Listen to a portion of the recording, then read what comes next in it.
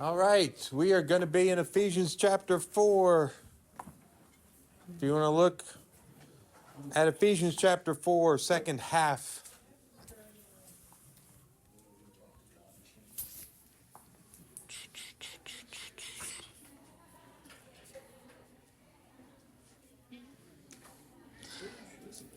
All right. This door was not staying closed. Well, you did that last week. I know, and it was not a We'll week. get back to there. Sorry, I'll go out the Oh, other. no, it is kind of sticking now. Maybe it got. No, it is kind of catching now. All right. Ephesians chapter 4, we're going to look at the second half of it, starting in verse 17. Kind of falls neatly into three parts. First, he's going to talk to these Greek Christians about their former life before they were Christians. And remember, predominantly he's writing to Greek Christians. I mean, it's not like there's no Jewish converts in these places that this letter's going, but it seems like the majority, and at least he's addressing primarily those whose experiences they grew up as pagans, Greeks, and now they've converted to Christianity. So he's going to talk about their former life. That's verses 17 through 19. Oh, well. Yeah, there was a reason he left it open that I didn't recognize. So I'll just stand here. You be the doorman. Yeah. Yeah, look over my glasses. So the first part is their former life, 17 through 19. Then what we could call maybe the way of Christ, what that looks like for them now, 20 through 24. And then I called it maybe the actions of the new self. So the way of Christ, and then how this plays out in specific ways. And that's 25 through 32. So with that little outline, let's look at the specifics, see what we want to notice, what speaks to us. Let me read the first section, which I'm taking as 17 through 19. Chapter 4. Ephesians 4. So this I say, and affirm together with the Lord, that you walk no longer just as the Gentiles also walk, in the futility of their mind, being darkened in their understanding, excluded from the life of God because of the ignorance that is in them, because of the hardness of their heart. And they, having become callous, have given themselves over to sensuality for the practice of every kind of impurity with greediness. Okay, let's kind of look through there. What do we notice he's saying? And this is their experience. But he's saying you're no longer what you used to be. What others continue to do, you've no longer lived that way. What things do you notice? Maybe what questions does it raise?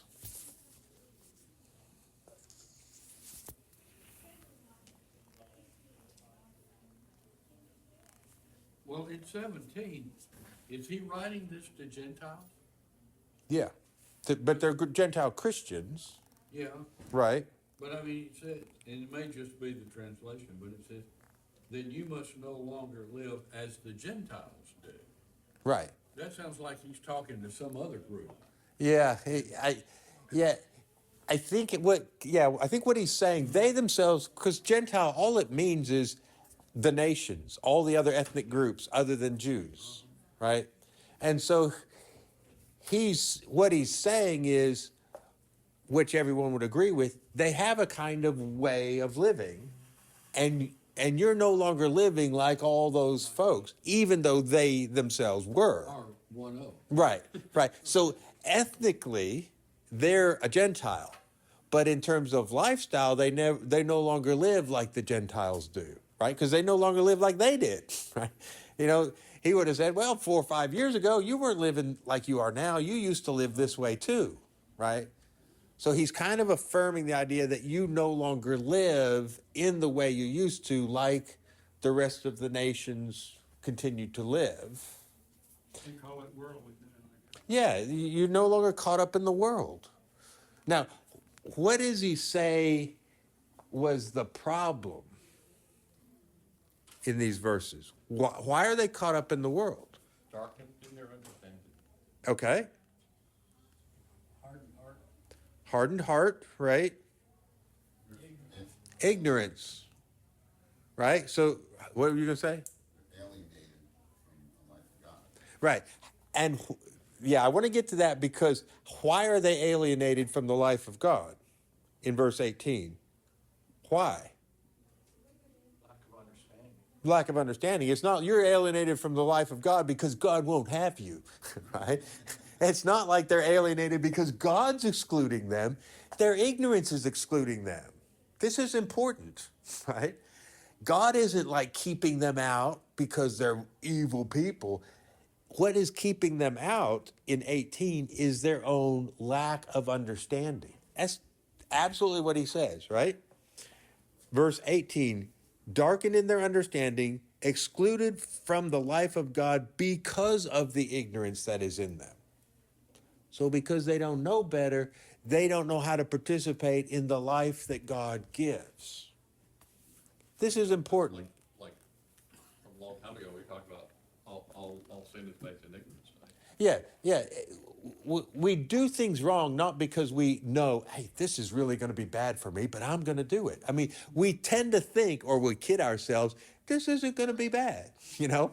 And even if we kind of know it could certainly be bad, we rationalize. Oh, this time it'll be okay. You know, last time I did it, it didn't work out, but this time it'll be, we don't intentionally say, this is going to be horrible. I'm going to suffer miserably, but I'm doing it anyway. We just don't do that.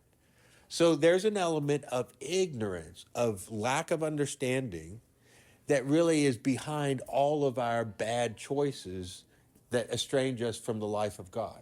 But what I want us to see is this is not God excluding them. God is not the actor who excludes anybody. Because notice he says it, 4 different ways. Verse 17, the Gentiles walk, number 1, in the futility of their mind. 18, darkened in their understanding, excluded from the life of God because of the ignorance, because of the hardness of heart. That's 4 different ways of basically saying the same thing. Does that make sense? It feels like not so much ignorance as just willfulness. Well, let's ask that. Look at 19, because this is the elaboration of the hardness of heart. And they, having become callous, right? So how do you get a callus? Doing the same thing over Playing there. the bass. Yeah, exactly.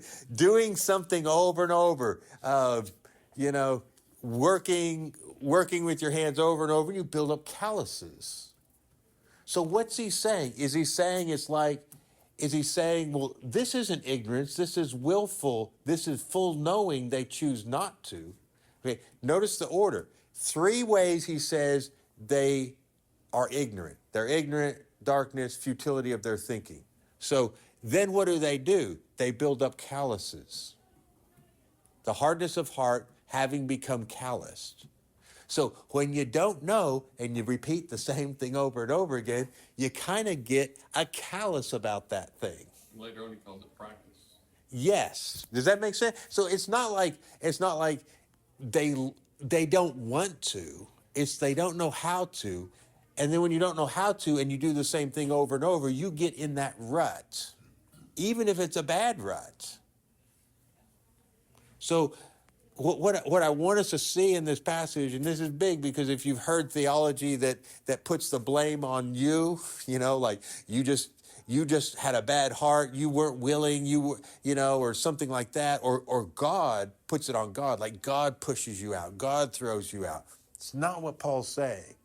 They're excluded from the life of God because they didn't know better, and then they built up calluses about the way of living that they've engaged in for centuries in these cultures. And I mean, obviously, personally not, because they didn't live for centuries, but they're doing what their parents did and what their grandparents did and what their great-grandparents did, and it's a callus that's built up.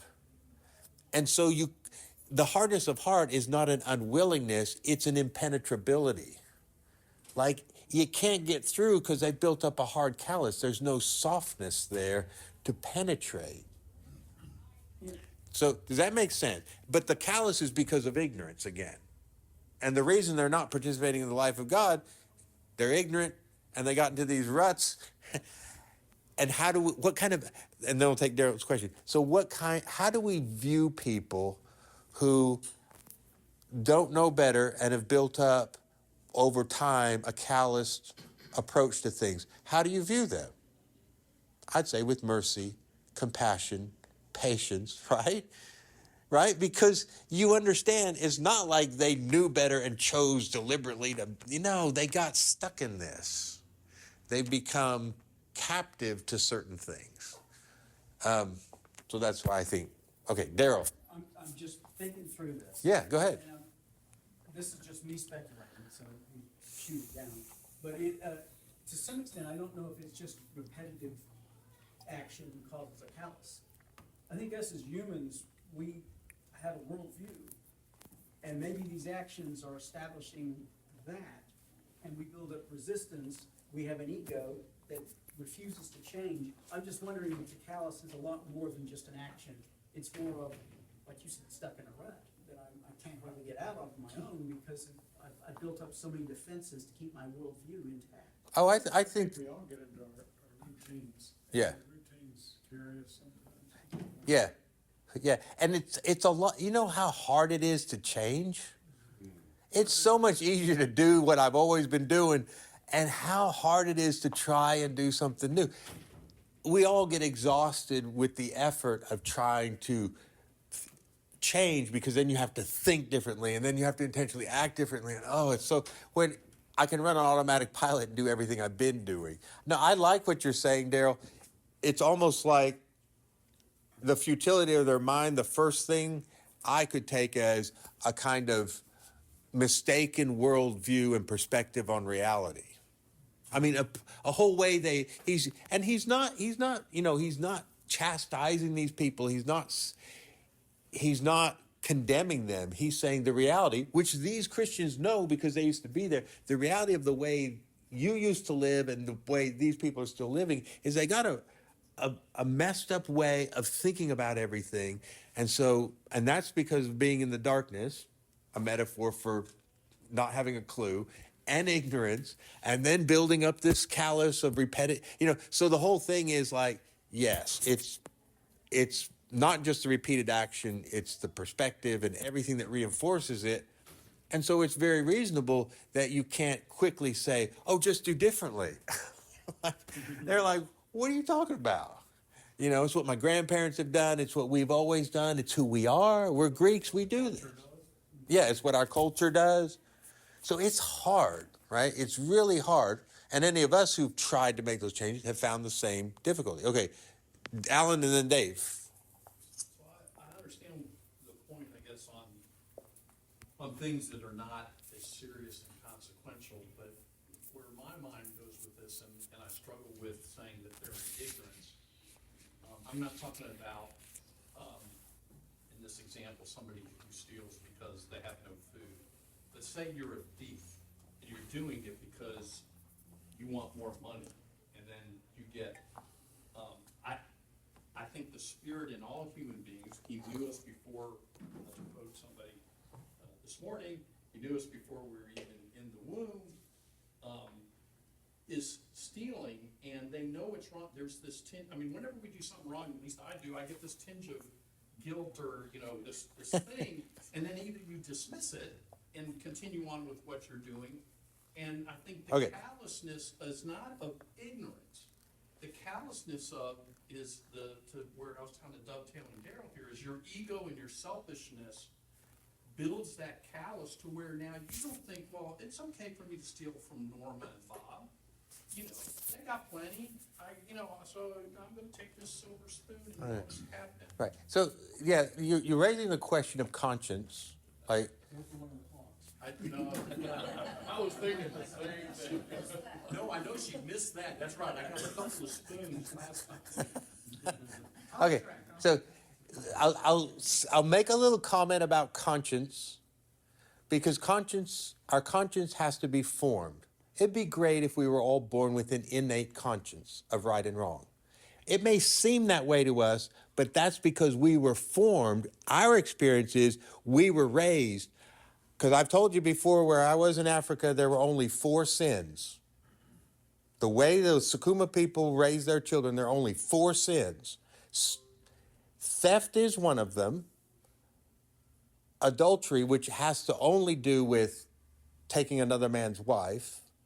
Black magic, not white magic, but black magic, which is used to curse people, and murder. Those are the only 4 things they name as, their word is shibi, for sin. That's it. And they, in all clear conscience, will lie to your face. Feeling no. Why should they feel bad? They have no, and you know what? And how they define property is what I would consider stealing, they don't consider stealing. Because they consider stealing a theft, but if I just leave it out here, it's just free game. They don't think they've stolen anything. Obviously, nobody has it, and they just pick it up and walk away. And I'm thinking, see, because I was raised to say, if it's not mine, it's somebody else's. They're raised to say, if it's out here, look what God has blessed me with today. And Mark will say that about Honduras too, right? That the Hondurans will say, look what God has blessed me with, because something's available. They don't, and in their conscience, they don't feel guilty. And we have trouble imagining that because we were raised in a culture which is founded on more Christian ideas and has raised us up, whether we grew up in church or not, about there's right and there's wrong. And there's a lot of things that we were taught were wrong. Sometimes those, that formation was correct and sometimes it was mistaken. Sometimes the things we were taught were wrong and felt a bad conscience about weren't actually wrong. Like if you grew up in a really strict Christian household, we don't play cards, and you feel guilty. So I'm just saying that's part of it. I understand your point. Right. But this is in Greece. It is to Western world, if you will. And I'm just asking. No, but the Greeks didn't have our conscience. Well, but ignorance. That's what Paul's saying. I'm trying to say the way. What happens when you have On the end there. Sometimes they come off. You moved it back, didn't you? whether or not you It would be over there probably where, close to where you're I sitting. think that's on the bottom top. they don't consider it theft if it's just laying out there. But I'm just saying, for those that would see it laying out there as theft, it's not ignorance. So my question is, what is it? Okay, well, Ego, right? and it could be other things. Yeah, if I might choose, or rationalization, there can be other ways. But what he's talking about is people who, in their culture, in their experience, and I'm coming from, I'm just right now sticking where Paul's trying to stick is, as he has them look back on their previous life and the change that's happened. Because see, in 17 he says how the Gentiles walk, but then in 20, but you did not learn Christ this way. So there's the way of the Gentiles and there's the way of Christ. And he's distinguishing the two to make it crystal clear to new Christians, there's a real difference in the way we're walking. So for the purpose of what he's saying, and you're right, someone who maybe has been raised in a culture where I have been taught, and you're right, I can have a seared conscience. And that's talked about in Scripture. That's where it bothers me, and I keep doing it anyway until it doesn't bother me anymore. I can beat down that little voice that was put into me by maybe what my parents taught me and what the culture taught me, and I can suppress it to where it no longer annoys me with those pesky reminders that I shouldn't be doing this, and now I do it without having that. But that's not the callous he's talking about. He's talking about a callous that comes about by ignorance, right?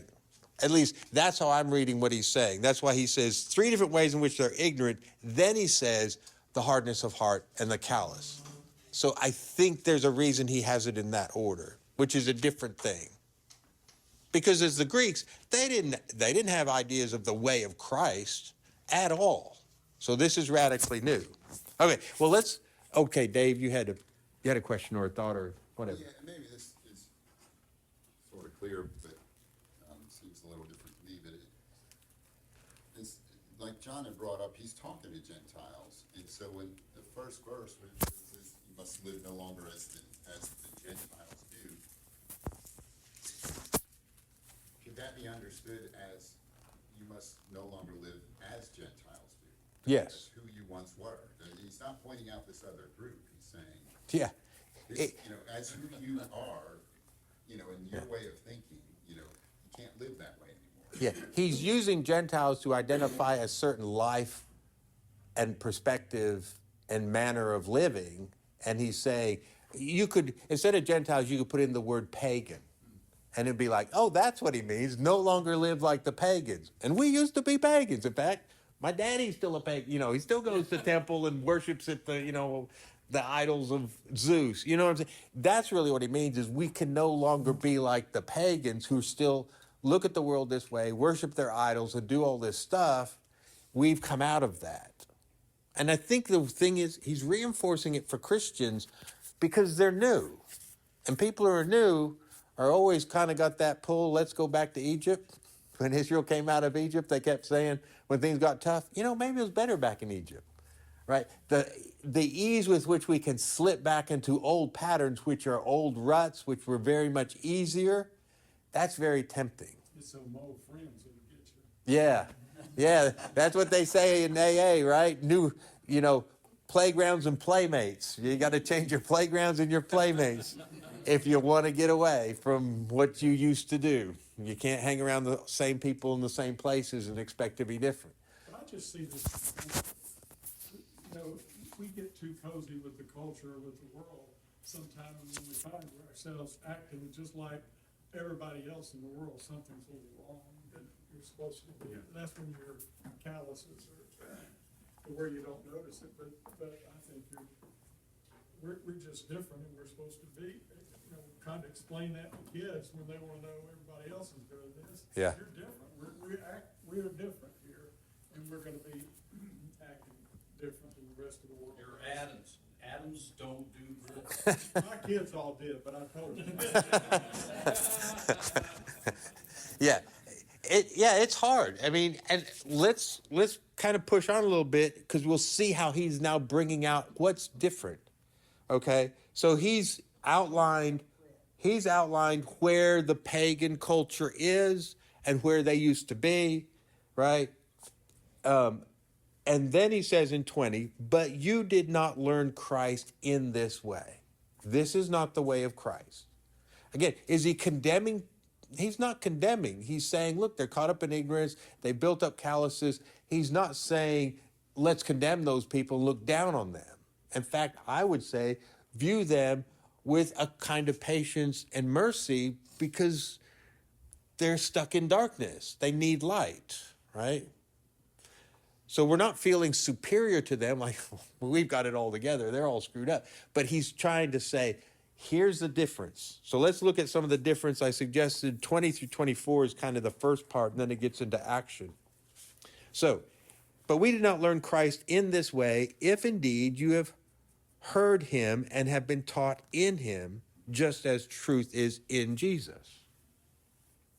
So his first point is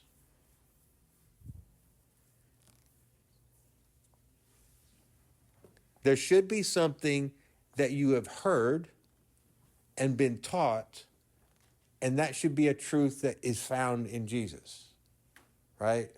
That's his first point. Now, I don't think when he says if indeed, he's questioning the sincerity of their faith.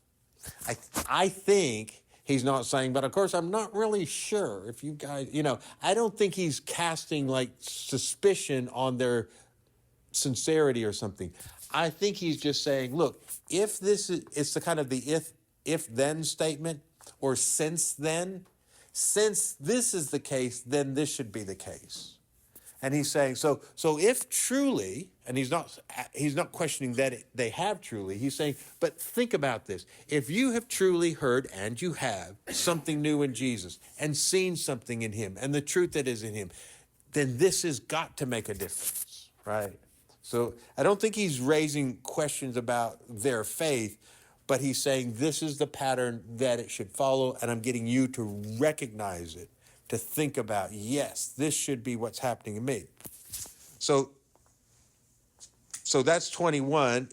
Having been taught in him just as truth is in Jesus, that in reference to your former manner of life, when you were in darkness and ignorance and calloused up, right?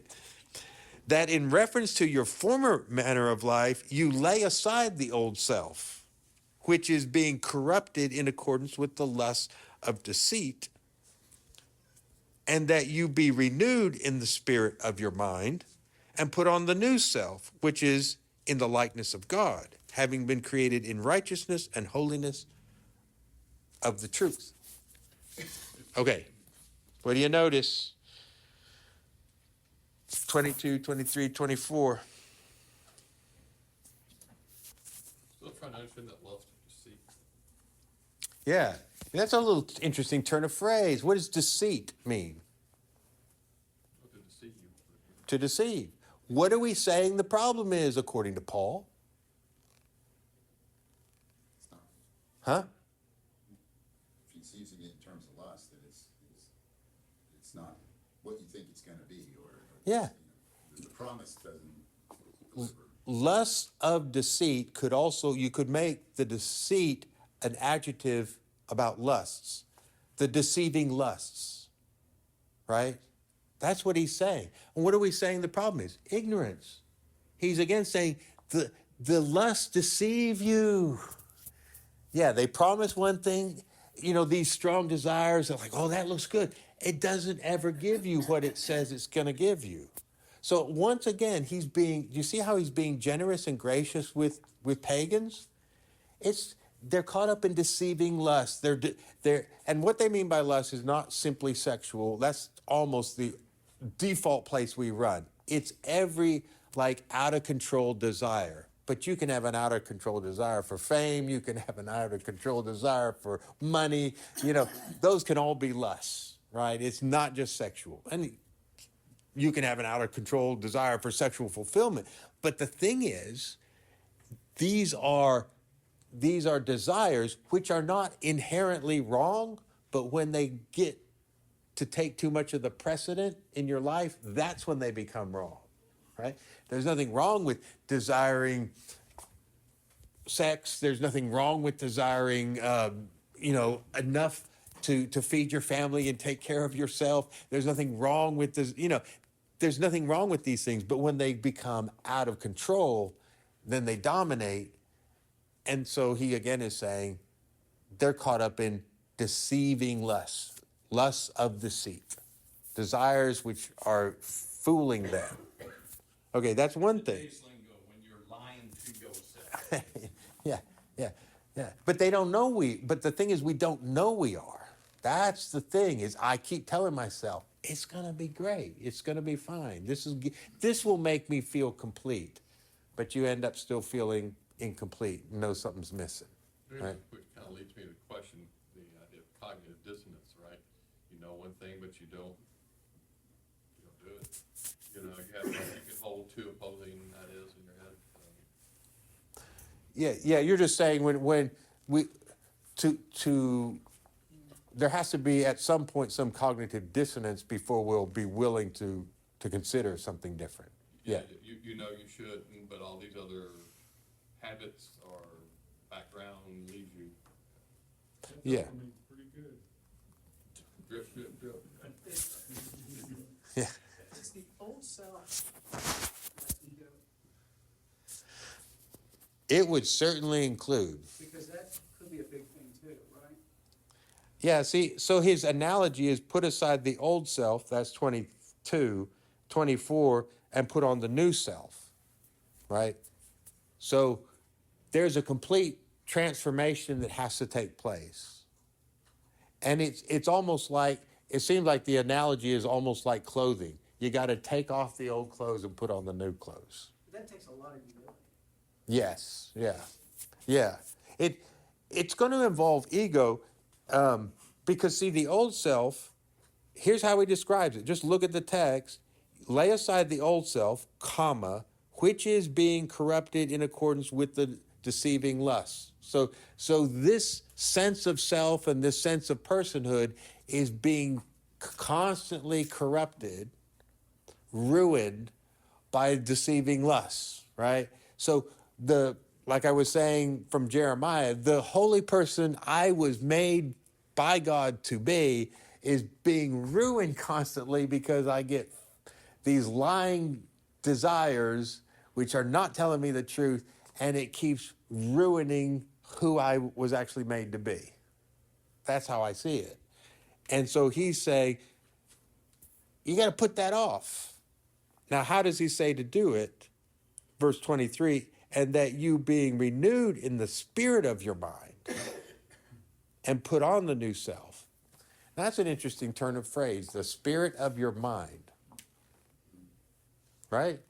I try to notice the things, I keep saying it, I notice the things when Paul or whoever, John or someone, doesn't say what I would expect them to say. I try and pay attention, like, spirit of your mind. I wouldn't have mashed those two up together, right? So, Maybe that has something to do with the ignorance. well, he's been saying ignorance, and the first thing he says, even before he says the new self, he says there's got to be a change of mind, right? Verse 23, that you being renewed in the spirit of your mind and put on the new self. That's where the changing of his behavior comes from. Right.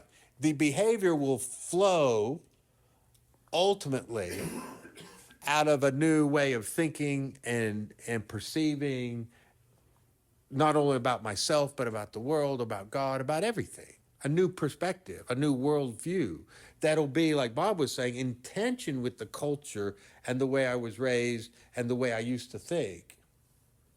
Right? The spirit of your mind kind of feels like it's the intent to change my mind. Yeah, it's like the mind itself has a kind of, I mean, I like the phrase, like there's a spirit to the mind. And what's the spirit of it? What's the essence of how it's directed? He's not even saying all my thinking yet. If I can just alter the spirit of my mind, right? If that can be altered, then I will start thinking through things in new ways. Well, how's the Holy Spirit gonna speak to you if it's not through your mind? Right, yeah. I mean, John and I were talking about this Could be yesterday. that 2x4. It's hard to believe- Well, sometimes he has to use a 2x4 because you did not do anything when he tapped you with a ruler. But we were talking about this yesterday and the fact that we've been together for 59 years. And we've been married for 55 and a half years. And the fact that we married the right person in the first place is a miracle. We were 21 and 22, we had no idea what we were doing. But the fact that we're happy that we made some choices that we made early on that made it easier, because as everybody knows, my dad was an alcoholic, and so I decided early on that probably strong drink was not for me, Yeah. because it would be such a comfort. And now I'm really glad that I decided not to drink at all, because many times I have thought through my career and through my life, I sure wish I drank. That would sure be nice right now. You know? And those little decisions that we made early on turned out to be really good decisions. And that had to be God, because we didn't know. you Yeah. know? And we're not judging anybody who's been married 5 times, whatever, you know? Right. We're happy that it worked out for us, but we have to believe that God moved in our lives back then, and even obviously now, when we didn't know anything. Yeah. Greg, And- could you just parallel your chit chat earlier in the spirit, like what Wynn is saying? Yeah. And he's doing exactly what you were talking about in your talk, that it's showing all the bad, and then yet we're good, we're in Christ and in the spirit, and the righteousness of God are the natural condition. Yeah. You're screwed up with the other stuff. Yeah. As a Gentile, you're not bad. You're good because you've always been good. Right. You just didn't know it. Right, you didn't know it, and you didn't know how to live into it. But the core of us is the image of God, and it is good. Jenny, you had a thought, or? Yeah, the spirit of the mind, could that be your conscience? Yeah, I think it could be a lot of things. I think you could make it both small s, like my translation makes it, and capital S, because I don't think you can divide where my spirit starts and stops and the Spirit of God starts and stops. They're intermeshed.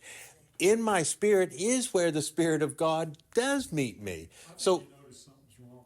yeah. So, yeah. And ideally, when my conscience is well formed, because it also has to be formed, but when it's well formed, it is a conduit for the Spirit of God speaking to me. Now, when it's not well formed, it's not a good conduit.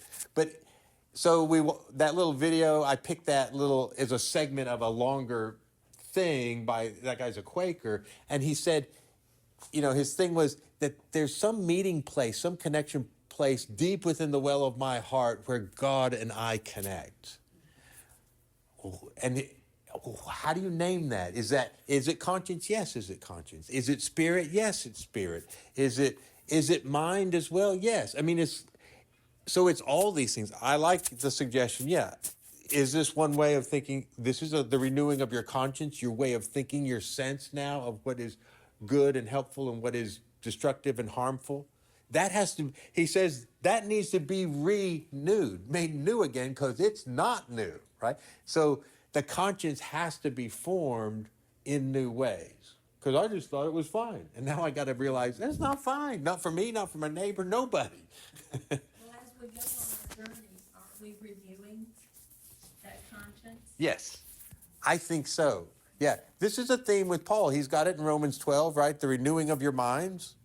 And it's not making it, and someone will say, yeah, but Greg, that's because you like to be intellectual, and so you want to put it all in the intellectual. I'm not doing that. I'm not talking about being bookish or academic. The mind is the way we think, and all of us have patterns of thought. And what he's talking about is not being, educationally smart in those sort of terms. He's talking about we all got to change the way things work up here. And There's usually some pain going on, Yeah. it's not working, that something's not right, is the first steps with me.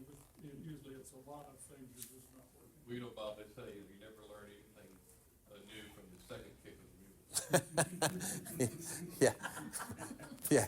yeah, everything you need to learn was the first time that mule kicked you. You knew everything at that point you need to know. It's like something's got to change. The graciousness of, I do marvel sometimes at this stuff because of the graciousness of Paul. Yeah. The way that you're presenting this, I always love it because as you get older, I guess you just see it differently. But Paul, many years earlier, would not have this graciousness of the Spirit. You were kind of messed up, and you're thinking it's not so good, and so but you had good in you, and the graciousness of God is being exposed through this. Instead, he would just go, I need to put you in prison. Yeah. No, you're exactly right. How can Paul speak about this? He's a guy who's experienced the renewing of his mind, the change of his calluses. What was his callus as a Pharisee? Yeah, he was there at the stoning of Stephen. He wants to throw people in jail. He's a man of violence. He's a man who sees violence as a way to get things done. Now he's a man who says, look, you got to be patient and have mercy on people who are stuck in bad places, because he was there, right? He was there. You could have come to Paul when he was Saul and said, you need to change your ways. He wouldn't have listened for an instant because he had it all worked out. So I think it's very autobiographical. I think that's why he can be so patient and merciful, because he knows the journey. His mind had to be completely changed about how he thought, how he viewed others. Yeah, and I see him as very gracious. We penned 1 Corinthians 13 that we read during the service. Yeah, he's reflected a little on the nature of love, which is now very important to Paul, right? Okay, time's up, and we'll stop here. So we'll get on next week. We'll talk about actions of the new self, which starts in 25. 25 starts, therefore, right? Therefore. Therefore, laying aside. And he starts to list, these are the things we got to stop doing if we're going to follow the way of Jesus. So then it becomes very practical. All right. Go in peace. Hope you can stay for the meal if you can. We're going to eat. All right.